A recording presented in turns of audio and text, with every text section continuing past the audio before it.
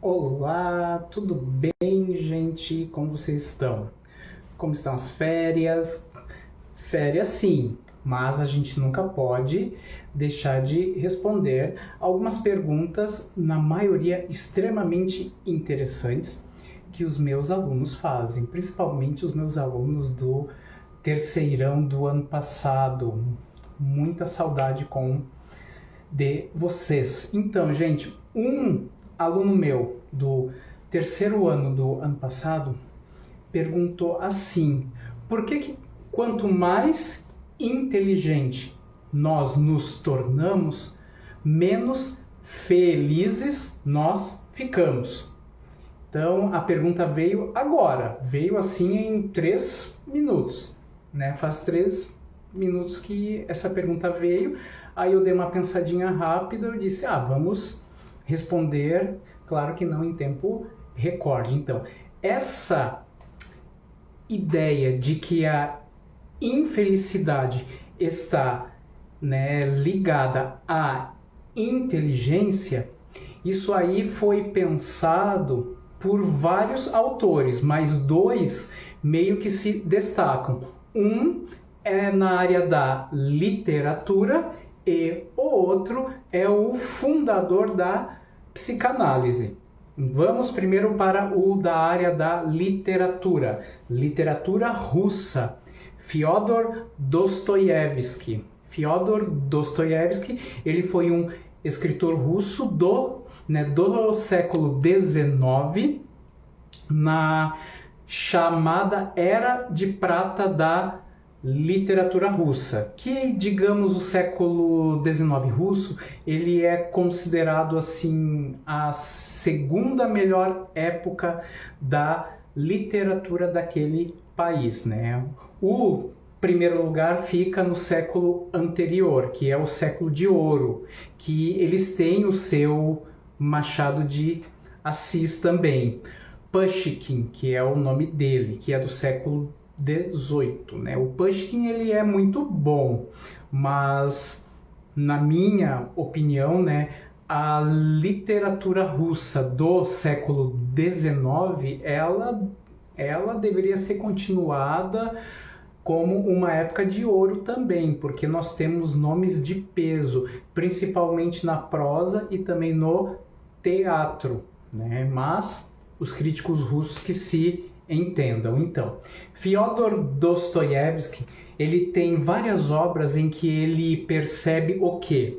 Aquelas pessoas que têm uma percepção mais acurada, ou seja, mais detalhada da sua vida, elas se tornam cada vez mais frustradas.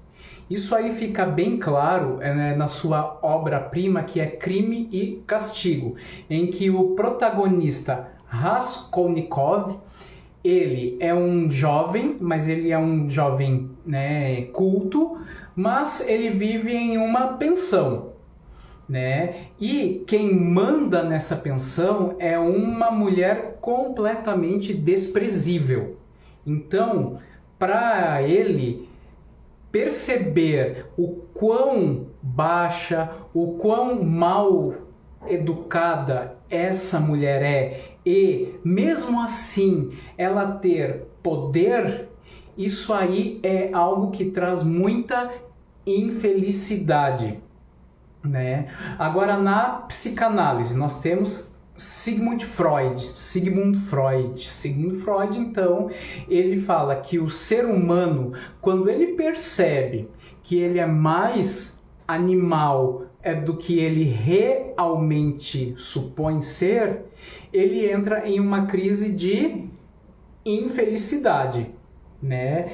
Por quê? Porque nós temos meio que o Freud tece o pressuposto de que a cultura, ela é um verniz sobre os seres humanos, e por causa dessa quantidade de regras e de, né, etiqueta que uma sociedade demanda, isso aí faz com que a pessoa desenvolva, digamos, válvulas de escape, né, que se corporificam em neuroses, coisas assim. Então Freud mostra que aquela pessoa que tem total ciência de que a cultura causa um mal-estar no ser humano, essa pessoa também entra em um ciclo de infelicidade. Claro que nós não poderemos ser tão categóricos assim de falar que a inteligência causa infelicidade. Eu posso até falar pelo meu caso. Quando eu fiz letras e eu comecei a ter contato com as literaturas arcaicas, principalmente suméria, eu assim percebi que boa parte daquelas lendas da Bíblia, elas não passavam disso, de lendas. Não foi algo que aconteceu.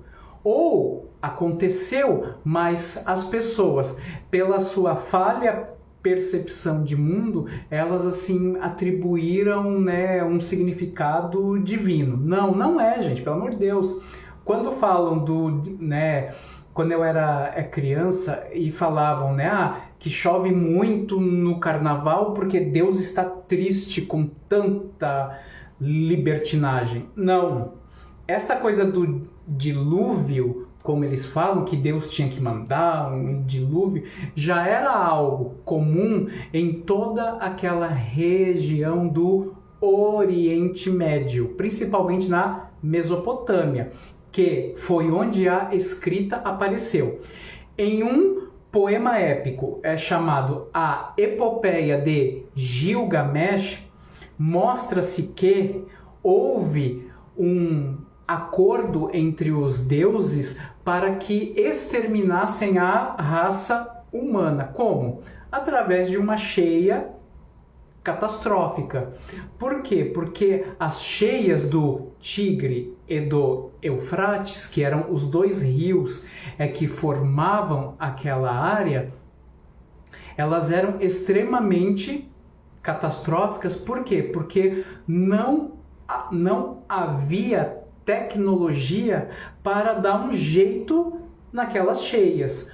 Portanto, qualquer tipo de cheia era interpretada como ira divina, né? Então, a lenda do dilúvio, ela antecede em mais de 1000 anos a escrita do livro de Gênesis. Quando eu percebi isso, sabe aquele sentimento de por que eu soube disso?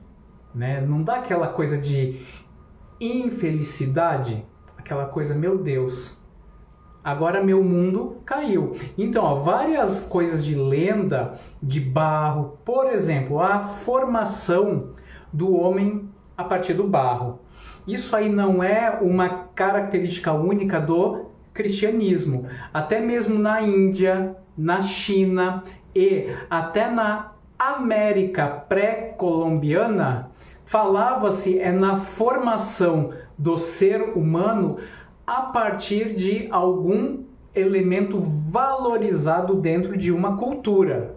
Por exemplo, os astecas, eles tinham uma lenda de que o homem tinha sido formado, a partir do milho. Por quê? O milho, dentro da culinária asteca, tinha inúmeras aplicações. Então, nada mais, digamos, crível do que o milho ser o formador da humanidade.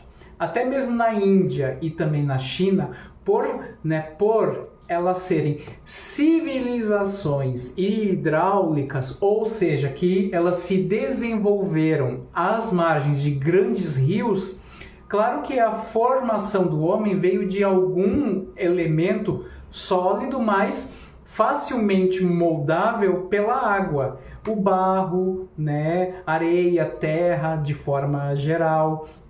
Então, quando eu percebi essas coisas assim, deu aquele laivo de meu mundo caiu, estou sem chão, estou sem referências, Então, de certa forma, quanto mais você sabe, menos, digamos, né, presa você fica, mas também você fica mais suscetível a ter algum tipo de crise de falta de um referencial. Então, todo esse negócio, principalmente com a tecnologia, né, avançando, isso aí desembocou lá no século XIX em uma corrente filosófica que é o niilismo. O que é niilismo? A palavra nihilismo vem do latim Nihil, que era o pronome nada. Então, o nihilismo é o quê? É o culto ao nada. Não é tanto esse culto ao nada, mas é o culto a que não há nenhum tipo de referencial inabalável. Ou seja, nós estamos meio que entregues a uma falta de perspectiva, a uma falta de referencial que meio pavimente a nossa vida. Então, essa corrente nihilista, ela meio que surge quando o ser humano, principalmente na Europa, ele atinge um certo nível tecnológico, mas ao mesmo tempo, todo esse nível tecnológico, assim como a grande ascensão de novas potências europeias, isso aí não fez o quê? Não deu ao homem segurança. Por quê? Porque o homem continuava bárbaro por natureza. Então, cadê Deus?